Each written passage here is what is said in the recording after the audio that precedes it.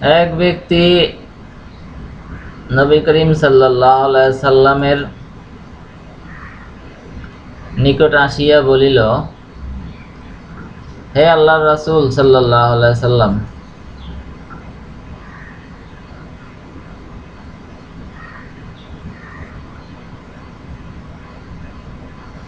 যদি কোনো ব্যক্তি জোরপূর্বক আমার ধন সম্পদ ছিনাইয়া নিতে আসে, তখন আমি কি করিব?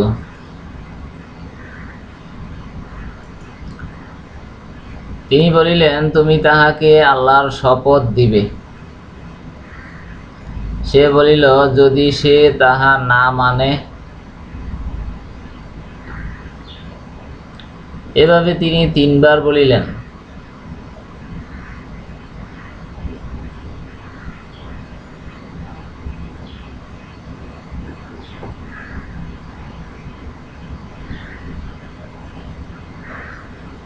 তাহা হইলে তুমি তাহার সাথে লড়াই করিবে।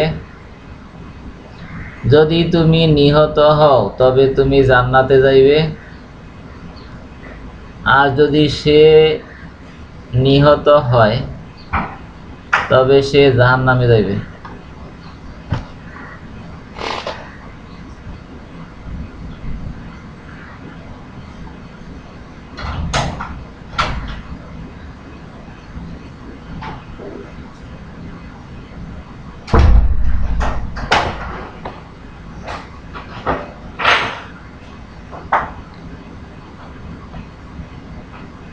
আল হাদিস নাসাই শরীফ, হাদিস নাম্বার 4084।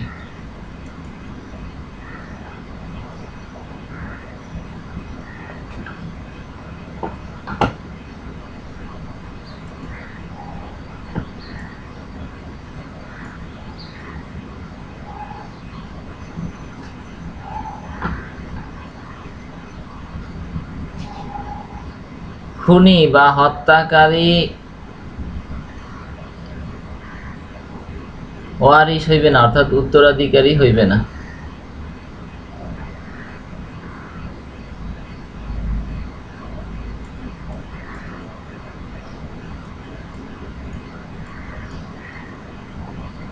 আল হাদিস তিরমিজি শরীফ, হাদিস নাম্বার 2056।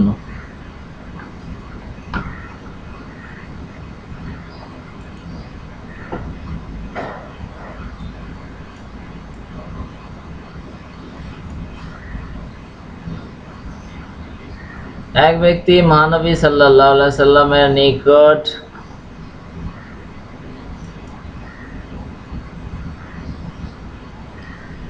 আসিয়া বলিল, ইয়া রাসূলুল্লাহ সাল্লাল্লাহু আলাইহি সাল্লাম, যদি কোনো ব্যক্তি জোরপূর্বক আমার ধন সম্পদ ছিনাইয়া নিতে আসে, তখন আমি কি করিব?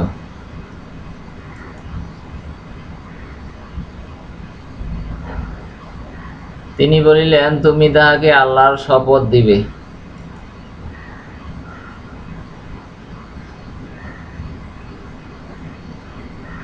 সে বলিল, যদি সে তাহা না মানে? তিনি বলিলেন, তুমি তাহাকে আল্লাহর শপথ দিবে।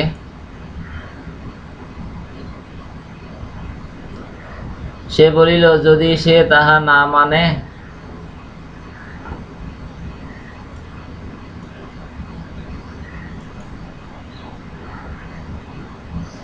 তিনি বলিল, তখন তুমি তাহার সাথে লড়াই করিবে।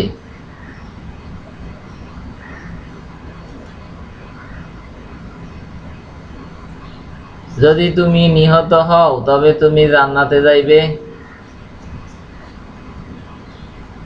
আর যদি ওই ব্যক্তি নিহত হয় তবে সে জাহান্নামে যাইবে।